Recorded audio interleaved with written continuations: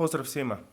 Na test nam je stigao dugo iščekivani nasljednik Samsung Galaxy S6 Edge-a, stoga danas je pred nama novi Samsung Galaxy S7 Edge. Sad, u nekoliko minuta ćemo pokušati malo pojasniti značajke ovog telefona i prenijeti svoje iskustvo testiranja od nekoliko tjedana. Krenimo prvo od onoga s čim se prvo susretnete kada vidite ovaj pametni telefon, a to je predivan 5,5-inčni Super AMOLED ekran koji je, kao što i sam naziv govori, teško je to ovako putem videa prenijeti, ali ekran je potpuno zakrivljen. Sad kad se vratimo malo na sam ekran, rezolucija je 1440p, to je nešto što je očekivano za telefon ove generacije i za 2016. godinu. Što se tiče hardverskih značajki, opremljen je sa octa-core procesorom i to je Exynos 8890 i 4 GB radne memorije. U praksi ne volimo toliko benchmarkove jer brojke su jedna praksa, druga u praksi. Ovaj telefon ni u jednom trenutku nije pokazao nedostatak memorije ili nedostatak procesorske snage. A također ima jedan zanimljiv widget koji vam pokazuje koliko imate slobodnog storage-a, koliko je slobodnog radne memorije. Obično je oko pola radne memorije zauzeto, a pola slobodno. Ako si želite osloboditi radnu memoriju, vrlo jednostavno je očistite. Sad, što se tiče samog dizajna, rekli bismo da ovaj telefon zbilja dizajnersko remek djelo. S prednje strane je Gorilla Glass 4, sa zadnje strane je Gorilla Glass 4 i kao što vidite, za razliku od nekih konkurenata, Samsung je ovdje napravio izvrsno rješenje u kojem se teško mogu vidjeti packe jer nije onako glossy nego je više matirano. Također, rub je potpuno aluminijski, znači 2 komada čvrstog stakla u aluminiju. Sad što se tiče nekakvih pristupa, s gornje strane, putem one male iglice, pristupate SIM kartici i micro SD memorijskoj kartici. Znači model ima 32 ili 64 GB, ova ima 32 koji smo dobili na test. A ako vam to nije dovoljno, micro SD memorijski utor prima do 200 GB. Sa desne strane je zgodno pozicionirana tipka za paljenje i gašenje Samsung Galaxy S7 Edge i više nema ničega. S donje strane zvučnik, micro USB memorijski utor 3,5 mm audio utor za slušalice i sa lijeve strane tipke za pojačavanje i stišavanje zvuka. S prednje strane jedan se skoro pa i nije promijenio Galaxy S7, znači sad teško je vidjeti ovako na snimci, pogodit ću svjetlo, znači ova home tipka koja ima čitač otiska prsta, pitali ste koliko je brz, ni u jednom trenutku u bilo kojim uvjetima nismo primijetili da ćemo imati problem sa otključavanjem telefona i korištenjem ovog senzora. I ovo je jako praktično, ne morate otključavati telefon na ovaj način, nego jednostavno stisnete i otključate si ga na način koji ste si ga podesili.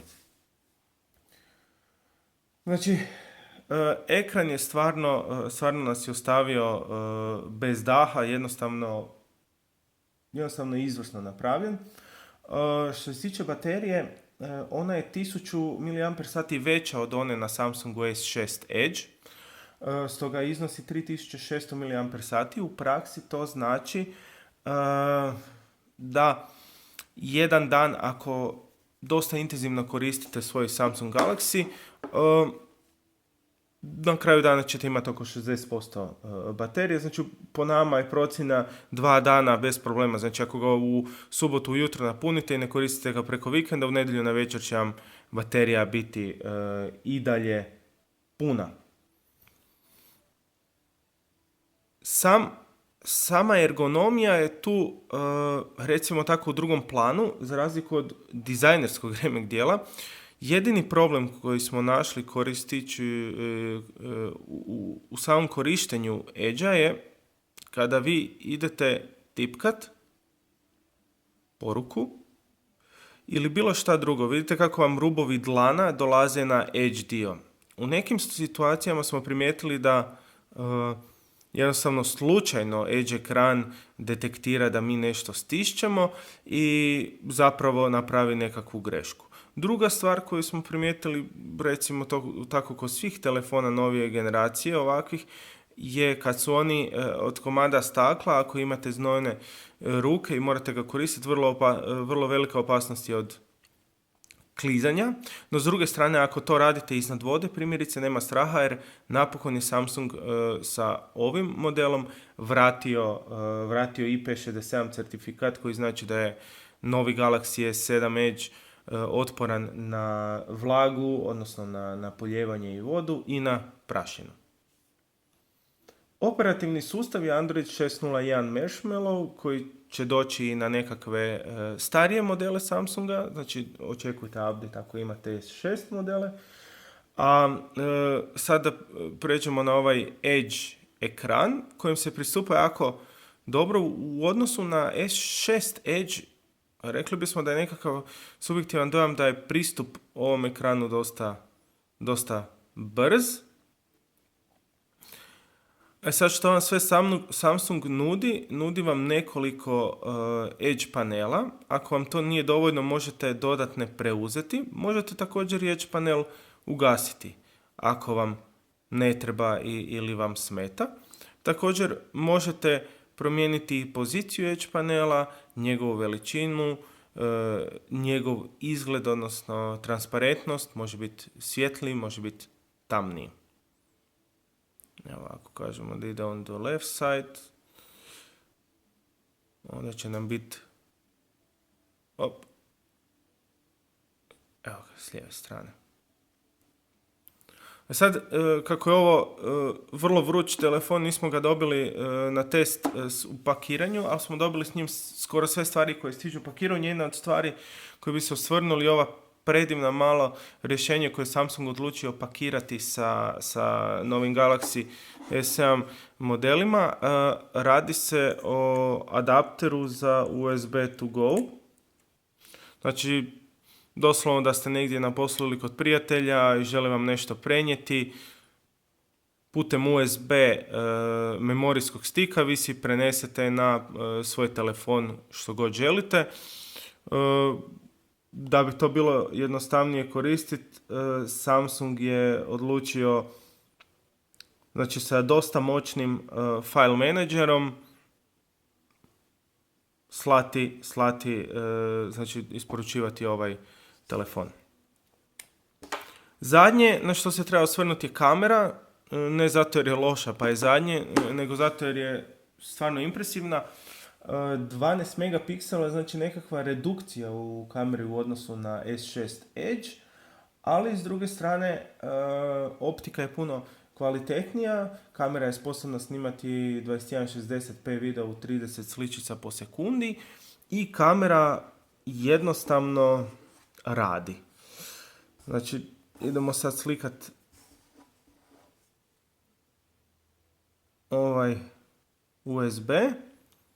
Kao što vidite, postavke kamera, znači 12 megapiksela u omjeru 4.3 ili 9 piksela u omjeru 16.9. Što se tiče veličine videa, znači možete snimati do Ultra HD-a. Također postoji video stabilizacija slike.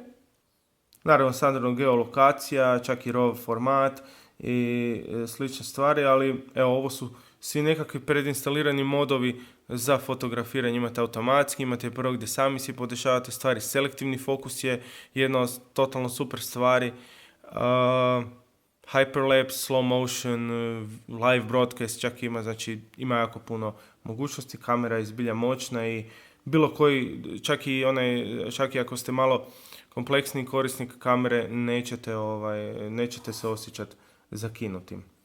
Brzina rada, kao što smo rekli na početku testa, je stvarno iznimna i ovo je jedan izniman telefon. Jako je teško u ovakvoj klasi naći nekakvu manu, osim možda navikavanja na ovaj Edge. Naš nekakav zaključak, obzirom da imamo iskustvo i sa S6 Edgeom, je da je ovo definitivno korak naprijed. Drago nam je da je Samsung odlučio u ovaj telefon vratiti IP67 certifikat, odnosno da ne morate razmišljati o vodi i o prašini. Preporučena cijena, odnosno cijena nekako maloprodajna između 6 i 7 tisuća kuna, naravno jeftinija u paketima kod Telekoma. Ako imate takav budžet, jako tražite top pametni telefon koji će vas zadovoljiti, čak bi rekli nekoliko godina, onda je definitivno ovo izbor za vas.